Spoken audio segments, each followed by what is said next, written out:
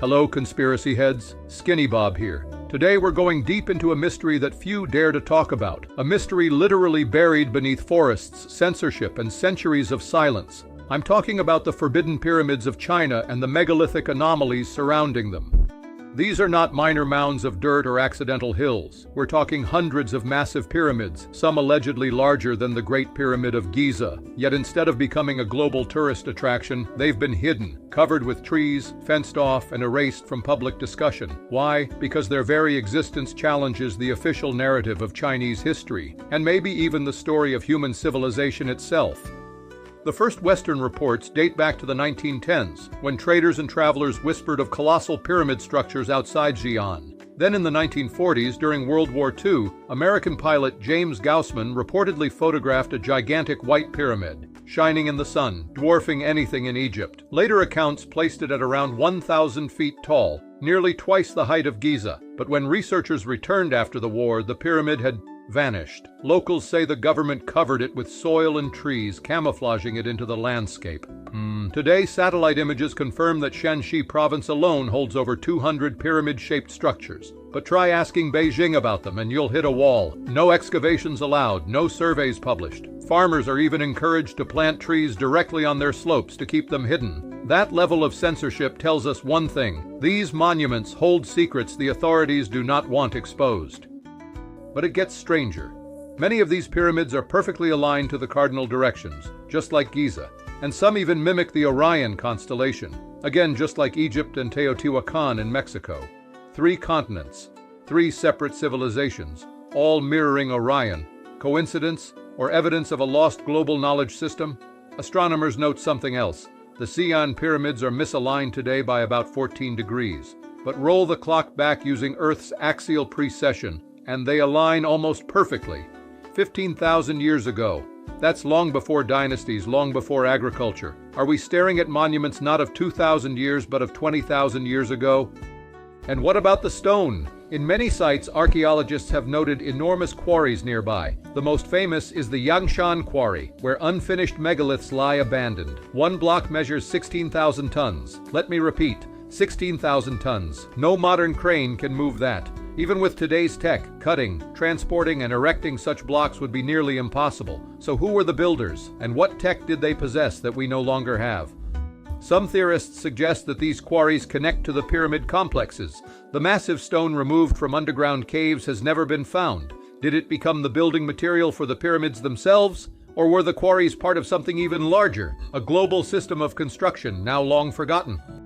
But wait, it goes deeper. The Terracotta Army, one of the world's great archaeological wonders, sits right next to a massive, unexcavated pyramid mound. Qin Shi Huang, the first emperor of China, rests there, surrounded by 8,000 clay soldiers. Ancient texts describe his tomb as a model of the cosmos, with stars painted on the ceiling and rivers of mercury flowing through the floor. Modern soil samples around the tomb confirm toxic levels of mercury. That means the legends are true, but archaeologists refuse to open it. Why? Officially, to protect the artifacts. Unofficially, maybe they fear what lies inside. Could it hold advanced technology? Could it contain artifacts that prove human civilization stretches back tens of thousands of years? Or worse, could it prove that the emperor himself inherited knowledge from a civilization far older than China? Now let's talk about the Baigong Pipes. In the 1990s, explorers discovered dozens of strange metallic tubes embedded in the mountainside of Qinghai province. Some ran from cave ceilings down into the ground, others stretched into a nearby lake. Chemical analysis showed iron, silicon, even traces of radioactivity. Here's the kicker. They're estimated to be over 5,000 years old, older than the known use of iron in China. Mainstream scientists scrambled to explain it away, saying they're fossilized tree roots or natural formations. But the pipes are hollow, interconnected, and aligned like a plumbing system. If that's natural, then nature just happens to build high-tech water systems. Or it's something else. Were these pipes part of an ancient energy grid, a hydraulic system connected to a pyramid, or even remnants of a pre-cataclysmic civilization? This ties into legends across the world. In Mesopotamia, they speak of the Apkallu, sages who descended after the flood to give humanity knowledge. In Mesoamerica, Quetzalcoatl brought agriculture, astronomy, and calendars. In Egypt, Thoth gave writing, and in China, the Yellow Emperor, Huangdi, is said to have brought medicine, houses, bronze coins, and language itself. Different names, same archetype, a bringer of civilization, survivors of a lost world, spreading knowledge after a disaster. Could the Chinese pyramids be their monuments? Markers of where these beings passed down their wisdom? There's another twist. In the 1700s, a French Orientalist, Joseph de Guignes, suggested that the Chinese were originally an Egyptian colony. He saw the pyramids, the mummification practices, and linguistic parallels. At the time, his theory was ridiculed. But today, when we see how the pyramids of China, Egypt, and Mesoamerica all align with Orion, we have to ask, did these cultures share a common origin? And think about this.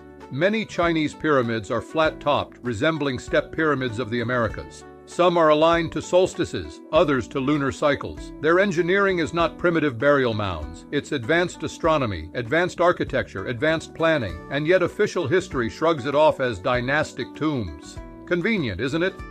So what are we really looking at? A massive cover-up. The Chinese government refuses excavation. Western academia ignores them. Farmers are ordered to plant forests to bury them. And anyone who digs too deep faces censorship. Why? Because if the truth came out, if we admitted that these pyramids are tens of thousands of years old, aligned to Orion, and connected to global myths of civilization bringers, history as we know it would collapse. The Forbidden Pyramids of China are not just monuments, they are keys to a forgotten chapter of humanity, and maybe, just maybe, to the real origins of civilization itself. This is Skinnybob, explaining the unexplained. Stay curious, stay skeptical, and remember, the truth is always buried just beneath the surface.